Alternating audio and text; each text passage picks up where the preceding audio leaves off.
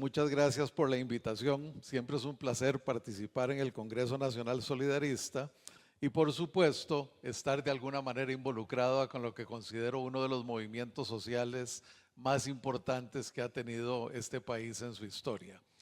Me pidieron hablar de hacia dónde van el solidarismo y sus organizaciones, y de eso voy a hablar al final, pero para poder hablar de para dónde vamos, yo quiero dejar muy bien sentado de dónde venimos en primera instancia. Y en este sentido voy a hacer un repaso rapidito en términos económicos, sociales, ambientales e institucionales para que tengamos claro una cosa: Costa Rica es una nación exitosa. Es una nación que a partir de 1948 se definió en una forma diferente a sus vecinos.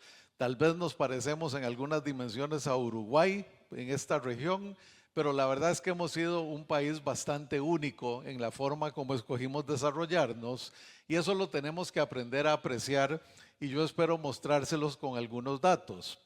Estos son datos del Fondo Monetario Internacional, donde se muestra que en general nosotros hemos crecido a un promedio de 4% anual. No es lo que quisiéramos crecer al 6 o 7%, pero la verdad es que hemos aceptado un cambalache, un trade-off entre un ritmo de crecimiento más agresivo y una política social altamente instrumentada y por tanto relativamente costosa. Y eso es bien importante. Uno puede siempre cortar el bosque y vender la madera, o puede conservar el bosque en una parte y consumir solo la parte que requiere para crecer. Cuando Costa Rica, muchos economistas se frustran y dicen debemos crecer al 6-7%, yo mismo lo he dicho en algunas ocasiones porque la oportunidad está ahí, y lo debemos hacer siempre y cuando no sea a costa de nuestra sostenibilidad social y ambiental. Entonces, pero aún así, crecer al 4% de una manera continua, recuperarnos rápido de la pandemia, es esencial. Nuestra situación proyectada para el cierre de 2026 es que vamos a tener un Producto Interno Bruto de 109.000 millones de dólares con un ingreso per cápita de 20.000, y ahí hay que hacer un paréntesis. El ingreso per cápita es muy alto porque estamos dividiendo por un tipo de cambio de transformación muy bajo. Si estuviéramos a 500 o a 600, esa cifra baja a 18 o baja a 17.500, que es donde realmente está el nivel que nosotros sentimos en nuestra economía. Entonces el ingreso per cápita se va a registrar como 20.000 en la medida que el tipo de cambio siga siendo de aproximadamente 450. El déficit fiscal proyecta el fondo que va a estar en 3.6% del PIB, y eso a mí francamente no me quita el sueño, porque a ver, cuando uno tiene un pequeño déficit, por ejemplo, manda a un hijo a la universidad y tal vez incurrimos en un déficit en nuestro presupuesto, si el hijo se educa, termina, regresa, se vuelve más productivo y contribuye al hogar, pues está bien. Entonces, sostener un pequeño déficit fiscal no es problema siempre y cuando se recupere en las capacidades del país en términos de infraestructura, energía, capital humano, etcétera. El problema es que, seamos francos, nuestro déficit fiscal no está generando el tipo de retorno que quisiéramos en términos de la educación, la salud, las pensiones, o en términos de la infraestructura logística, la infraestructura energética. Entonces es un déficit fiscal que no es alto, que no nos debe preocupar y quitar mucho el sueño, salvo porque no lo estamos invirtiendo como quisiéramos. Y la deuda general del gobierno se prevé que va a cerrar en 61%, a pesar del tipo de cambio bajo, porque el tipo de cambio la disfraza. Y ojo que ya se está pidiendo el permiso para emitir 14.500 millones de dólares en nueva deuda, ¿verdad? Para asegurarnos de, antes de llegar a este punto, haber resuelto una vez más problemas de financiamiento del Estado, que desafortunadamente no se está transformando, como lo hizo históricamente, en bienestar.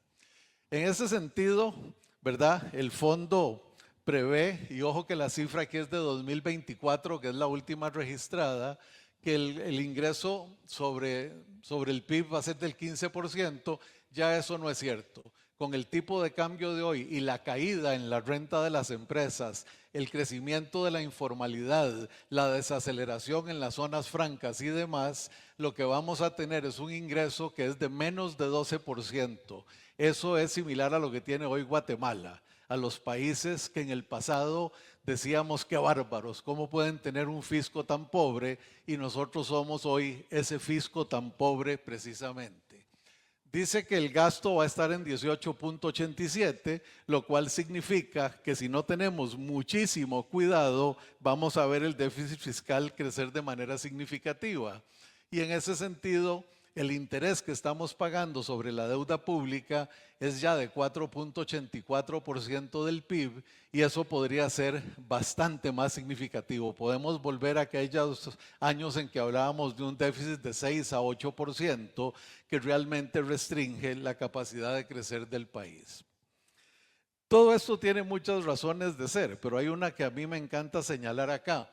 Costa Rica es un país que ya no tiene bono demográfico. Ya nosotros no tenemos una estructura piramidal, lo ven aquí en el gráfico de 2025 y lo proyecté al 2030, después lo voy a expandir un poquito, pero fundamentalmente lo que vemos ahí es que ya la gente que está entrando en la fuerza laboral no reemplaza en número a los que están en la parte gruesa de la fuerza laboral hoy. Eso significa que para mantener el estilo de vida de las familias y sustentar las pensiones, cada puesto de trabajo tiene que aumentar en productividad de manera significativa. Y eso significa invertir más capital en cada puesto y tener gente con mucho mejores destrezas, mejor educación, mejor capacitación, recapacitándose continuamente en un mundo donde la tecnología es volátil, donde la tecnología se ha acelerado de una manera desproporcionada. Sin embargo, insisto, Costa Rica es una nación exitosa.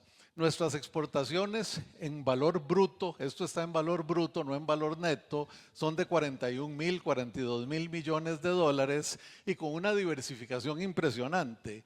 Las cajitas amarillas más grandes dicen banano y arriba lo que dice es piña, ¿verdad? Cuando yo empecé a trabajar en desarrollo en 1985, nosotros exportábamos 571 millones de dólares, menos de 1 billón. Hoy exportamos 42.000 millones.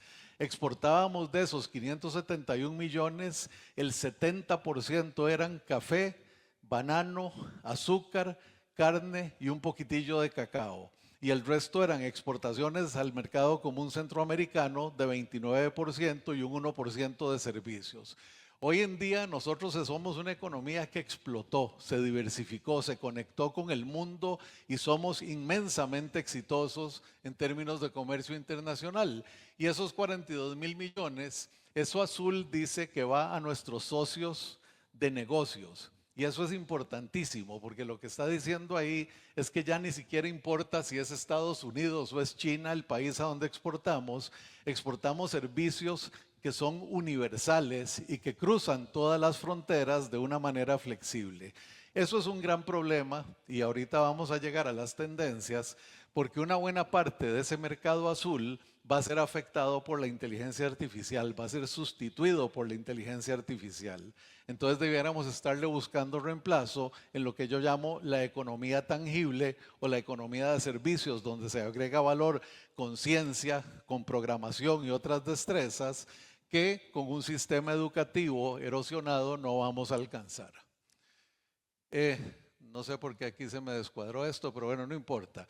Este es el marco del índice de progreso social. El índice de progreso social dice que una sociedad debe satisfacer las necesidades básicas de su población, que son nutrición y atención médica básica, agua y saneamiento, vivienda y seguridad, que debe instrumentar la movilidad social y eso pasa por educación, acceso a información, salud avanzada, tratamiento de enfermedades crónicas, ese tipo de cosas y un medio ambiente que propicie el bienestar, pero que además debe ofrecer un ambiente de oportunidad donde cada ciudadano tenga el potencial de o pueda alcanzar su máximo potencial. Y eso tiene que ver con el ejercicio de los derechos, con la libertad de vivir como uno quiera y tomar sus propias decisiones, no ser discriminado por ninguna razón y tener acceso a educación superior. Bueno, Costa Rica en esto históricamente ha sido impresionantemente fuerte.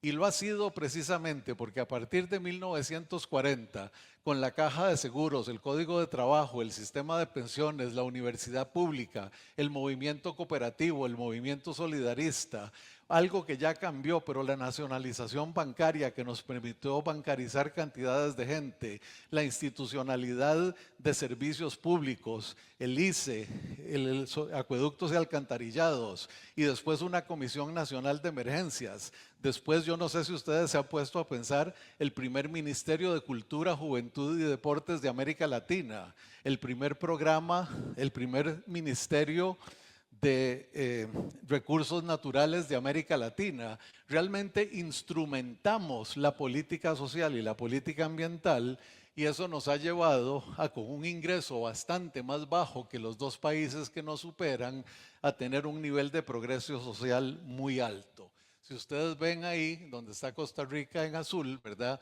Es el azul un poquito más oscuro, casi no se nota en esta pantalla, pero somos considerados un país de progreso social muy alto. Y cuando vemos cómo se distribuye ese progreso social en el mapa nacional, lo amarillo no es malo. Lo amarillo significa que la población en esos cantones tiene el nivel de progreso social que corresponde a su nivel de ingreso. Los verdes superan el estándar, el progreso social para su nivel de ingreso, y los rojos, que muy claramente están en las costas y las fronteras, son los que están rezagados respecto al nivel de ingreso. Pero si ustedes se fijan, esa franja verde larga que está ahí tiene que ver precisamente con el movimiento cooperativo, ¿verdad? Cuando hablamos de Copetarrazú o hablamos de Copesarchí y otros que fueron mencionados acá, es esa estructura de colectividad social la que les ha permitido transformar el progreso social. Ustedes van a Grecia, van a Zarcero, van a Ciudad Quesada, van a Pérez Celedón y se encuentran que a través de la colectividad se ha logrado un desempeño y un desarrollo social importantísimo, más allá de que teníamos esa institucionalidad y esa instrumentación. Aquí no se preocupen porque no ven nada, yo les explico muy rápido. Ahí se muestra eso, que Costa Rica es un país de ingreso social muy alto, por eso el punto azul oscuro, pero tenemos un enorme déficit hoy en seguridad y los únicos otros dos puntos rojitos que aparecen ahí, aparecen en educación básica. Y eso sí es preocupante. Uno, perder la seguridad, todo este ambiente que vivimos de narcotráfico, drogas, crimen organizado, etcétera, sicariato, claramente no es aceptable, pero a mí me aterroriza casi igual o más el hecho de que nuestro sistema educativo, y los dos indicadores dicen matrícula primaria y completar la secundaria. ¿Ustedes saben qué porcentaje de los ticos completan la secundaria en los 11 o 12 años prescritos? Porque al final el 62% de los ticos en algún momento con educación nocturna y con bachillerato por madurez y qué sé yo, el 62% termina con un título de secundaria. Pero los que terminan en 11 años o en 12 si están en el sistema vocacional como está diseñado, es apenas el 26%. Esa es la realidad de nuestro sistema educativo, ese al que le acabamos de bajar los recursos en 2,5 puntos porcentuales del PIB, ¿verdad? En vez de estarlo subiendo, viendo cómo resolvemos, estamos bajándole la inversión. Siempre pasa esto en las pantallas digitales, ahí pasa una curva y el punto rojito que está de Costa Rica se muestra que está por encima de esa curva, lo cual significa que Costa Rica es un país que ha sido muy eficaz en los últimos 70 años en convertir su crecimiento económico en progreso social. La curva pasa justo abajo de Argentina y entonces países como Panamá, Dominicana y Guatemala están muy por debajo de la curva. Países como Chile, Uruguay y Costa Rica, que son los tres de arriba, son los que han sido eficientes en convertir su crecimiento económico en progreso social porque han tenido instrumentos como el solidarismo, el cooperativismo y toda esa institucionalidad que a veces no es muy eficiente, que Limas, que FODESAF, que Bambi, pero que son mecanismos por medio de los cuales transferimos parte del bienestar colectivo a la gente con menos recursos. Y eso es impresionante. El Estado de la Nación, Varguitas, antes de retirarse, midió lo siguiente: si uno es del 10% más pobre de esta población, el 87% de su bienestar viene de transferencias del gobierno. Si ustedes son el promedio de Costa Rica, están en el percentil 50, todavía el 24% de su bienestar viene de transferencias del gobierno, salud pública, educación pública, pensiones públicas. Y aún los más ricos, el 10% más rico, reciben un 5% de bienestar de transferencias del sector público. Eso posiblemente ya no es correcto, pero lo que quiero decir es que hemos tenido históricamente un Estado instrumentado para producir bienestar colectivo en su sociedad. Tenemos defectos sin duda alguna y cuando nos comparamos con Centroamérica, ¿verdad? Nos vemos muy bien, 45.8% de empleo informal. Eso es una cifra muy alta cuando la comparamos con las naciones de OCDE, pero ciertamente comparado con esta región es bastante mejor. Sin embargo, es una cifra que tiende a crecer, porque en este momento la informalidad con el tipo de cambio, con los nuevos sistemas impositivos, los nuevos controles, tiende a crecer como porcentaje. Y eso es bien problemático, obviamente, porque entonces al estar fuera de la formalidad hay menos contribuciones a la caja, menos contribuciones al INA, menos contribuciones a FODESAF, menos contribuciones al IMAS, menos pago general de impuestos, menos contribuyentes y se nos empieza a erosionar el sistema. En términos ambientales, ¿verdad? Nosotros siempre decimos que somos los líderes ambientales en esta región y mentira, somos los números 15. Claro, hay que quitar un montón de islas del Caribe, pero aún quitando las islas del Caribe tenemos a Panamá, por ejemplo, por delante, tenemos a Chile, tenemos a Ecuador y Venezuela por delante en desempeño ambiental. Y de hecho, desde 1990 nosotros estamos degradando nuestro ecosistema porque nuestras prácticas de consumo exceden lo que el país puede regenerar, la biocapacidad del país. Cuando lo medimos por factores específicos, en biodiversidad y hábitat estamos fuertes. Cuando lo vemos en contaminación del aire, ya somos un poquito más mediocres. En bosques hemos tenido una recuperación espectacular, sin duda. En pesquerías somos un desastre y vivimos tratando de reavivar la pesca de arrastre, ¿verdad? A cada rato. Realmente estamos presionando la vida y el hábitat en nuestras costas. Cuando vemos manejo de desechos sólidos, francamente yo pensé que íbamos a salir peor, pero bueno, estamos ahí de séptimos. La gestión de recursos hídricos, muy malo, ¿verdad? Yo no sé si vieron una estadística que se publicó recientemente, pero de lo que sale de los pozos de acueductos, no de las asadas, de los pozos de acueductos, apenas el 27% se cobra en la factura. O sea, el 73% del agua entre fugas y robos se está desapareciendo en el camino. Cuando vemos contaminación de suelo, somos un país donde algunos de nuestros cultivos, la palma, la piña, por ejemplo, son de mucha intensidad de plaguicidas y fertilizantes, entonces contaminamos mucho el suelo y en agua potable estamos bastante bien, la verdad, y aún con esa cifra que les acabo de dar. Imagínense cuánto podríamos mejorar todavía. Cuando hablamos de energía, este es el gran susto. Cuando en el año 2015 se decidió que no se iba a invertir en el proyecto de Diquís porque no se logró un acuerdo con las poblaciones indígenas, o las poblaciones indígenas que son las dueñas del territorio dijeron que no, véanlo como quieran. En ese momento debimos haber hecho una replanificación completa de nuestro sistema eléctrico hacia el futuro. Debimos haberla desconcentrado, debimos haber hecho plantas solares por todo lado, no lo hicimos, hicimos Garavito, ¿se acuerdan? Y ahora vamos a hacer esto en Moín.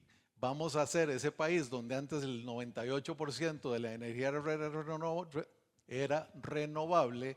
En 2 o 3 años, cuando esta planta empiece a funcionar, vamos a tener más o menos 30% de energía no renovable en los meses de verano.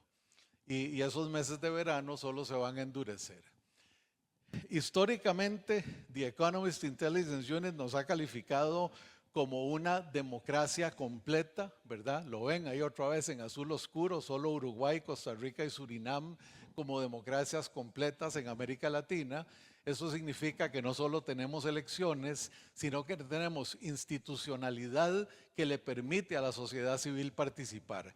¿Cuál es esa sociedad civil? Ustedes, el movimiento solidarista, el movimiento cooperativo, las cámaras empresariales, los colegios profesionales, que sí, uno dice son demasiados a veces y todo lo que se quiera, pero el hecho es que nos da voz para participar en las decisiones de política, en las decisiones importantes del país. Eso se nos está erosionando.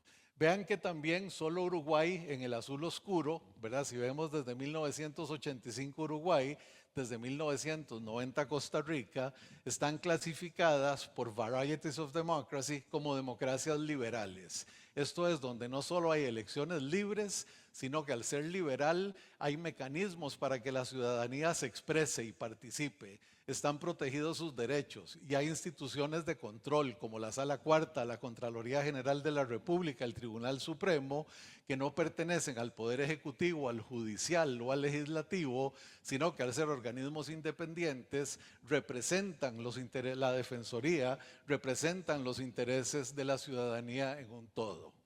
Cuando vemos, de acuerdo con las estadísticas de gobernanza del Banco Mundial, lo que hacemos peor, y esta es la última que está publicada, es la eficacia del gobierno, la que está en anaranjado, donde no alcanzamos ni siquiera un 60 sobre 100, y el otro que no llega a 60 sobre 100 es el control de la corrupción. O sea, tenemos un gobierno en general ineficaz. ¿Ineficaz qué significa para ellos?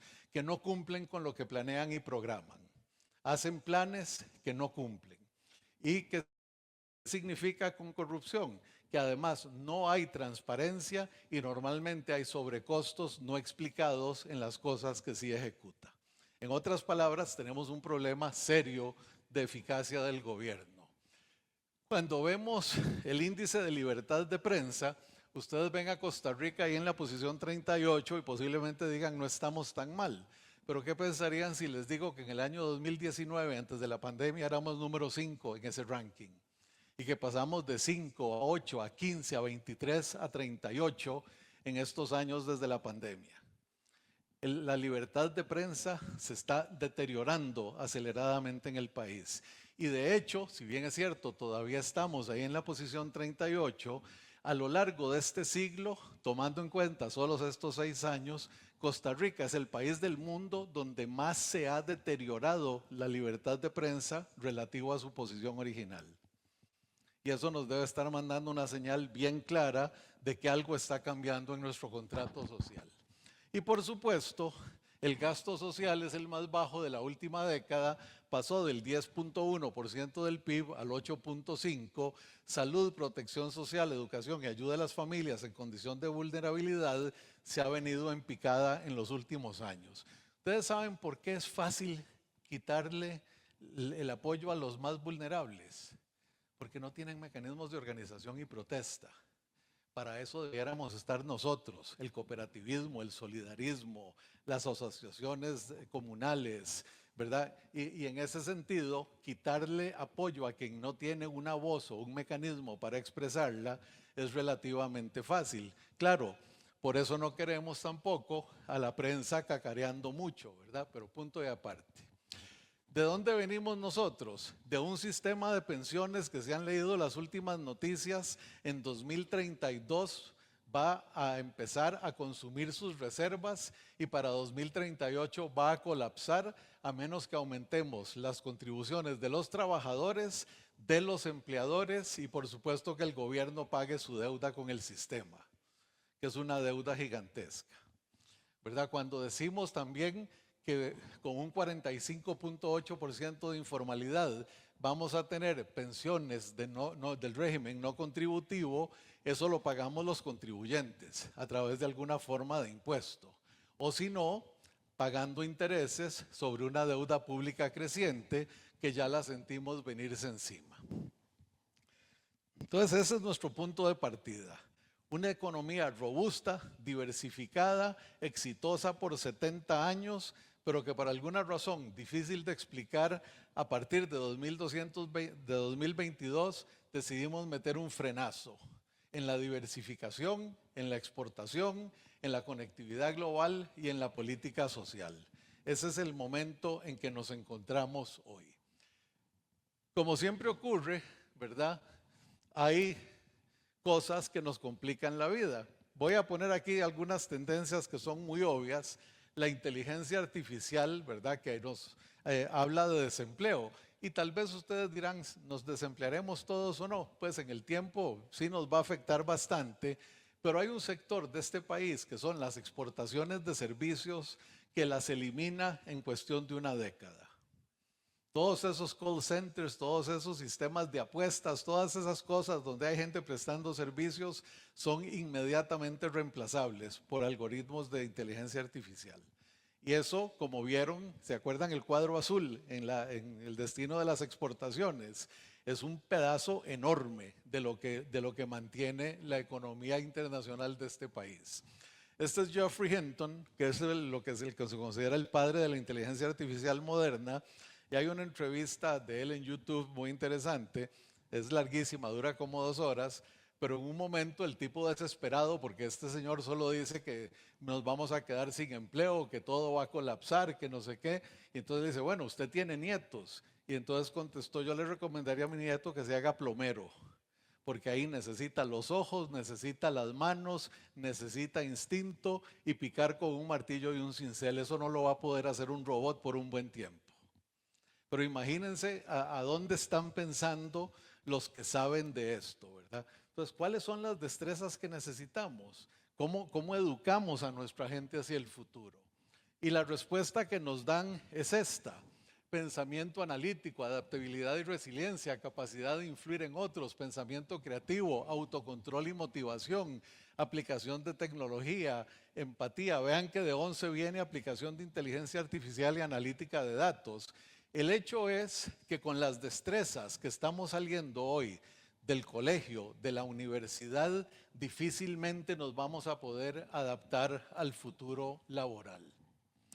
Como si no fuera ya eso suficiente susto, en este gráfico están todos los gráficos de temperatura de la superficie del planeta de 1940 a 2025, que son las líneas grises, excepto la azul, que es 2023, la amarilla, que es 2024, y la roja, que es 2025.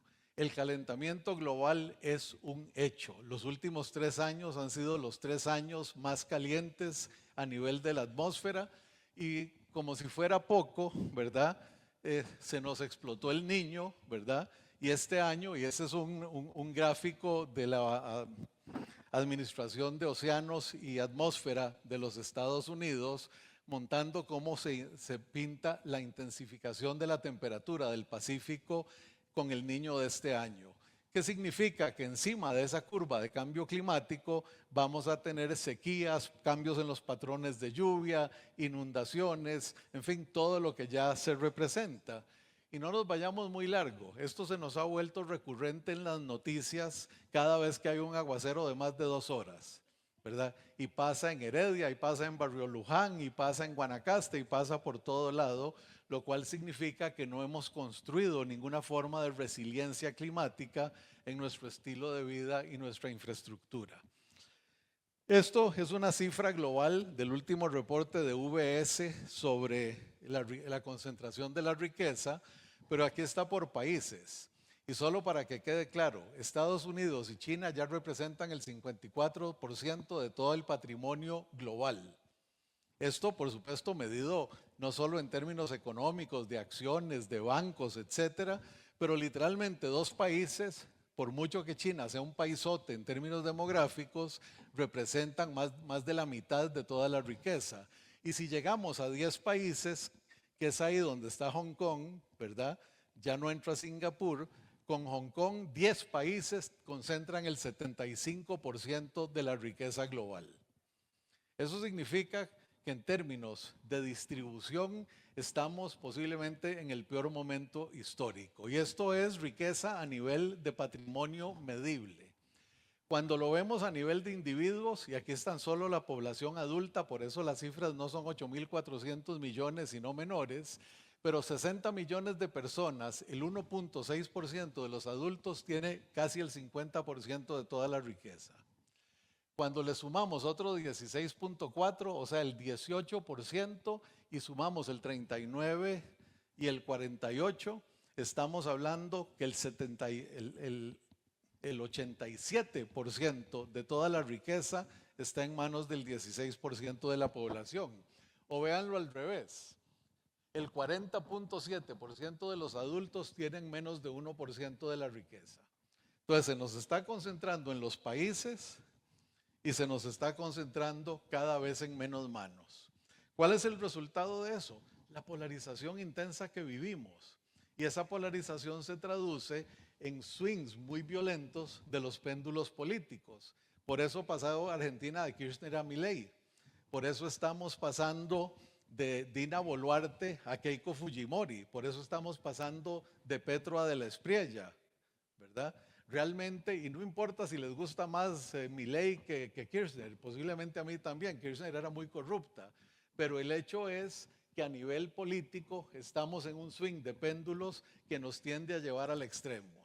¿Y quiénes son los presidentes de Centroamérica hoy? Bukele, Asfura, Ortega, ¿verdad? Bukele y Ortega prácticamente en dictadura, para empezar. Asfura casi que impuesto por Trump. Doña Laura, dejemos el comentario. Mulino, negociado con Trump. De la Espriella, ficha de la derecha. Noboa, ficha de la derecha. Keiko, de la derecha. Milei, de la derecha. Lo que queda, voy a decir, de centro en este continente es Lula y Sheinbaum.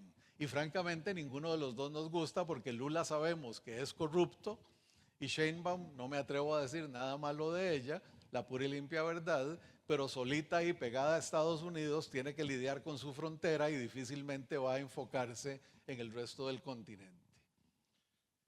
Esta es otra cosa bien interesante. Esto es la evaluación internacional de los sistemas de justicia por una cosa que se llama el índice de imperio de la ley, que lo hace una organización internacional independiente. Y vean qué interesante que Estados Unidos y Costa Rica tienen la misma calificación. Ese sistema judicial al que le viven volando tiza acá, tiene el mismo nivel de desempeño medido en aquellos 8 criterios, que estén en inglés, que el sistema judicial americano. Claro, hay mejores, ahí está Dinamarca, que se saca un 90 y no un 68. Pero vean la distancia entre Costa Rica y el resto de esta región. Nuestro sistema judicial es cierto que no es pronto y cumplido, es cierto que dejan salir a las contravenciones, es cierto que las cárceles están hacinadas, hay mucho que mejorar, pero la verdad es que es un sistema judicial independiente que nos ha representado bien a través de la historia, al punto que medido objetivamente por expertos internacionales, lo ponen al mismo nivel que el sistema de los Estados Unidos. Este es el índice de corrupción y aunque claramente, ¿verdad? Ustedes ven a Costa Rica, ¿no? Casi no se ve, estamos ahí en rojo, nuestro desempeño es 56 sobre 100, nuestra clasificación es 46 entre 182 y estamos deteriorándonos, vamos peor que lo que estábamos hace 1 y 2 años. Pero el hecho es que todavía estamos ahí en medio. Pero claramente tenemos un serio problema de corrupción, que yo no digo que sea solo de ahora, pero claramente hay un tema que atender ahí y que es profundo. ¿Y cómo se atiende eso? Normalmente con un contrato social robusto. Y el contrato social, si me permiten definirlo rápidamente, es el conjunto precisamente de leyes, normas, regulaciones, pero también prácticas, costumbres y tradiciones que regulan las relaciones y las transacciones entre cualesquiera dos miembros de una sociedad. Y esos miembros podemos ser usted y yo cuando nos saludamos con respeto y sin violencia, y eso es una transacción mínima, pero también es una transacción construir una carretera, concesionar un puerto o hacer un crédito, ¿verdad? Y esas transacciones se han hecho históricamente en una dinámica constructiva en Costa Rica. Y no es que no hayamos desperdiciado plata, hay mucha ineficiencia en el Estado y yo lo reconozco. Pero la verdad es que cuando uno le decían en Costa Rica, y piensen si esto no es cierto, ustedes se montan ya sea en el avión más lujoso o en Ticabús ahí para cruzar la frontera para Nicaragua, se le sienta un nica o un guatemalteco a la par, e inmediatamente empezamos a cacarear nuestra historia de paz, de democracia, de educación, la solidaridad instrumentada, la Caja, el IMAS, FODESAF, el INA, la educación pública. Hablamos de la equidad que hemos alcanzado como sociedad, esa que describía Varguitas con transferencias para que todos tengamos un estándar mínimo de vida, y la sostenibilidad como un valor. Pero nosotros sabemos que todas esas cosas se están deteriorando. Hoy estamos invadiendo y sobrecargando los parques nacionales. La equidad instrumentada, se ha debilitado la Caja, se han debilitado las pensiones, se ha debilitado la educación. Ya no somos un país tan de paz, no solo porque hay violencia interna con el crimen organizado y demás, sino porque de un momento a otro tomamos parte en la guerra de Israel y tomamos partido a favor de Israel. Yo no me voy a meter a decir que si Israel sí o Israel no. El hecho es que violamos la neutralidad declarada de nuestro país. Y en democracia, ¿verdad? Si se está deteriorando la libertad de prensa, se están debilitando las instituciones, se están reduciendo los mecanismos de participación de la sociedad civil. Es cierto que todavía vamos a votar en elecciones de medio periodo, es cierto que acabamos de elegir a una presidente, pero el hecho es que esa democracia institucionalizada, esa democracia liberal ya no existe. Somos una democracia electoral, más ya no una democracia liberal que garantiza la participación de sus ciudadanos.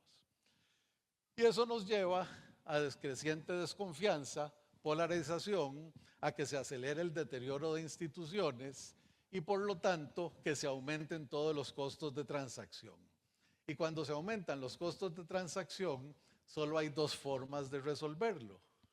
O nos devolvemos para allá y fortalecemos las instituciones y recuperamos la confianza, o le damos poder a alguien para que lo haga.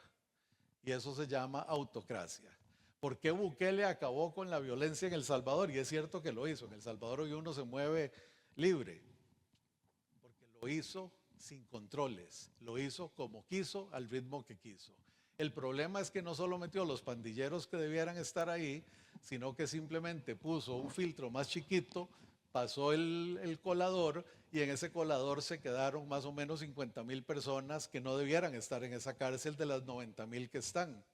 Y entre esas 50,000 vayan a buscar la historia de la líder del movimiento de transparencia de El Salvador, que un día fue arrestada, su familia hoy no sabe ni siquiera, bueno, sí saben que está en una cárcel, pero no les permiten verla. El otro día tuvo una cirugía de las que ni siquiera le informaron y la señora está mal. El New York Times cacareando que cómo es posible que una líder de sociedad civil esté encarcelada arbitrariamente, y El Salvador lo que dice es, era lavadora de dólares, porque recibía plata del extranjero. Por supuesto que Transparencia Internacional recibe plata del extranjero. Es exactamente lo mismo que hizo Hugo Chávez en su momento, lo mismo que hizo Ortega en su momento, lo que está haciendo, lo que hizo Bukele, obviamente, lo que está haciendo Milei, lo que viene en toda esa ola derechista que acabo de describir en Sudamérica y lo que está ocurriendo en este país. ¿O ustedes de verdad sienten que a nivel político UCAE pesa igual, o la Cámara de Industrias o la Cámara de Comercio pesan igual que hace unos años? La respuesta de las universidades públicas inciden hoy en la agenda nacional, mucho menos, ¿verdad? Entonces estamos llegando a ese punto donde debilitamos las instituciones y rompemos el diálogo. Y no estamos solos, estamos en un mundo donde los países, hace 20 años, en el 2005, había 27 países moviéndose hacia la democracia y solo 18 moviéndose a la autocracia. El año pasado 12 se movieron hacia la democracia y 44 se movieron hacia la autocracia. Cuando hablamos de la libertad de expresión, en el 2005 se deterioraba en 7 países, el año pasado se deterioró en 44. Cuando hablábamos en que mejora la libertad de expresión, mejoró en 25 hace 20 años, mejoró solo en 11. Cuando hablamos de deterioro del proceso electoral, antes se deterioraba en 11, ahora se deterioró en 22. Y mejoras de fortalecimiento del proceso electoral, 31, en el 2005 solo 7. Nuestra institucionalidad democrática global se está resquebrajando. Y entonces, esta es una foto del mundo hoy. Vean lo que dice, proporción de la población mundial que vive en países que se autocratizan, 41%. Sean o no autocracias, se están profundizando. Proporción de la población que vive en autocracias, 74% hoy, 50% en el 2005. Proporción de la población mundial que se democratiza, 5% hoy, 11% antes. Proporción de la población mundial que vive en democracias, obviamente es el espejo, antes era 50%, ahora 26%. Y proporción de la población que vive en democracias liberales, 7%. Eso es lo que nos ha pasado. Toda esta concentración de la riqueza en pocos países, concentración de la riqueza en pocas manos, toda esta dinámica de resquebrajar el marco institucional de la sociedad civil nos ha llevado a esta situación. Y ahí es donde nos encontramos hoy. Entonces, ¿hacia dónde van el solidarismo y sus organizaciones? Que fue la pregunta que me hicieron. Bueno, yo le tacho ahí y le quito a dónde van y más bien digo a dónde deben ir. Porque francamente, a ver, bueno, mejor no digo nada, sigo. Primero, la base de asociados se nos está envejeciendo rápidamente, ¿verdad? Y vean que al 2050, antes presenté 2025, 2030, ahora presento 2030, 2050, y perdón la expresión, pero ahora somos una pirámide nalgona y después vamos a hacer una pirámide panzona. Se nos está subiendo el promedio de edad de la fuerza laboral a una velocidad enorme. La tasa de reemplazo laboral en el 2050 es inexistente. Eso significa que para entonces tenemos que ser una sociedad de alta tecnología, con una población altamente educada, de altísima productividad, para que podamos mantener el estándar de vida que tenemos hoy y darle una pensión digna a todos esos viejos que están en la parte de arriba de esa pirámide. Y claramente no es fácil. ¿Qué significa esto? Bueno, aquí en este componente de los trabajadores y las familias, yo creo que el movimiento solidarista, y yo sé que ustedes ahí lo tienen, pero debe hacer del enfoque de pensiones un enfoque primario de la gestión de sus organizaciones. Es importante que tengan buenos rendimientos, que le den vuelta al capital, todo lo que ustedes ya saben. Pero en última instancia, tenemos que convertirnos y fortalecer ese pilar, llamémoslo voluntario, complementario voluntario, a través de un solidarismo que sea mucho más enfocado en la pensión de sus miembros mayores, que van a ser muchos. Y además, ¿verdad? Entendiendo que si no mejoramos muy rápidamente las condiciones de la informalidad, muy rápidamente van a empezar a aparecer impuestos cargando a los contribuyentes para que contribuyamos al régimen no contributivo. Segundo, tenemos que enfocarnos en que cada miembro de este movimiento tenga las destrezas para subsistir en la dinámica de la nueva economía. Entonces, la educación como destino de crédito, como destino de inversión del movimiento solidarista debe ser un enfoque fundamental. En estos momentos por dos razones, porque es necesario para adaptarnos a las nuevas formas de producción, pero también si está bajando el presupuesto de educación, el presupuesto del INAH, el presupuesto de las universidades públicas, va a recaer sobre sistemas de capacitación que manejemos diferentes organizaciones privadas, el poder mantener el nivel de destrezas, que es absolutamente indispensable para que esos trabajadores del 2050 estén donde están. Y ustedes miran, 2050, todos vamos a estar muertos. No, no, ya la gente ni siquiera se muere, ni esa gracia tenemos, ¿verdad? La longevidad ha aumentado un montón. Y en ese sentido, dentro de 25 años, la mayoría de ustedes va a estar exactamente donde está, pero con 25 años más y con menos trabajadores en la base para ayudarlos a sustentarse. Entonces, de verdad, pensiones y capacitación. En segundo lugar, o en tercer lugar, perdón, resiliencia climática. Y la resiliencia climática se construye con inversiones y otra vez, ustedes son fondos de crédito, son fondos que manejados de manera creativa debieran contribuir a la sostenibilidad residencial, a la sostenibilidad comunitaria, a la sostenibilidad en el transporte. Y ahí puse un carrillo porque me llamó la atención, pero también debemos movernos hacia transporte colectivo, transporte público o semipúblico, en el sentido que sean empresas privadas reguladas, las que de alguna manera nos liberen de todo esto.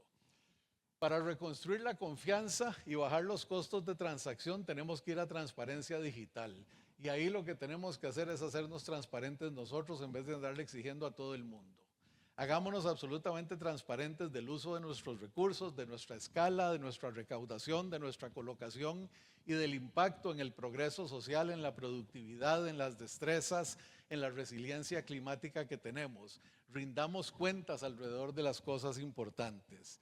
Insertemos al movimiento solidarista costarricense en todas partes o en casi todas las partes correspondientes. Solo dejo por fuera los partidos políticos, pero en las instituciones, en las familias, en las fundaciones y asociaciones, en las empresas, el movimiento solidarista debe ser una fuerza de cambio, debe ser una voz activa llamando la atención y señalando el camino. Tenemos que propiciar este contrato social más moderno, eficiente y relevante. Sí, necesitamos un Estado más eficiente, pero eso no significa menos representativo y con menos participación y voz de sus actores. Para reconstruir la nación democrática, pacífica, solidaria, educada, equitativa y sostenible que debemos ser en esta nueva estructura y dinámica económica. En otras palabras, debemos, por supuesto, atraer a los jóvenes, pero a los jóvenes solo los vamos a poder atraer con relevancia. Si lo que estamos haciendo como movimiento es relevante para su futuro, sea en las pensiones, sea en las destrezas, sea en la resiliencia, los jóvenes van a venir. Si no respondemos a las necesidades reales que se imponen en la agenda, entonces va a ser muy difícil. Y esas son las destrezas, las pensiones, la resiliencia y la transparencia. Que articulen ese nuevo contrato social solidarista y así podamos ser relevantes y atractivos para que en esta fuerza laboral con una tasa de reemplazo tan baja podamos mantener una base suficiente para que el movimiento continúe. En otras palabras, y termino, un movimiento solidarista costarricense constituido en un ecosistema de organizaciones que promueve valores, prácticas y actitudes que deben caracterizar a una sociedad civil costarricense en su participación política. Y ojo, yo sé que ustedes son políticamente neutrales en términos de partidos, pero eso no significa que tienen que ser neutrales ante el deterioro de la democracia, ante la pérdida de instituciones. Eso no es una agenda política, eso es una agenda país en la que ustedes deben participar y hacerlo activamente. Y, por supuesto, en la seguridad financiera de sus miembros y en impulsarlos en la transición a este mundo complejo, volátil e incierto en que vivimos hoy. Muchas gracias.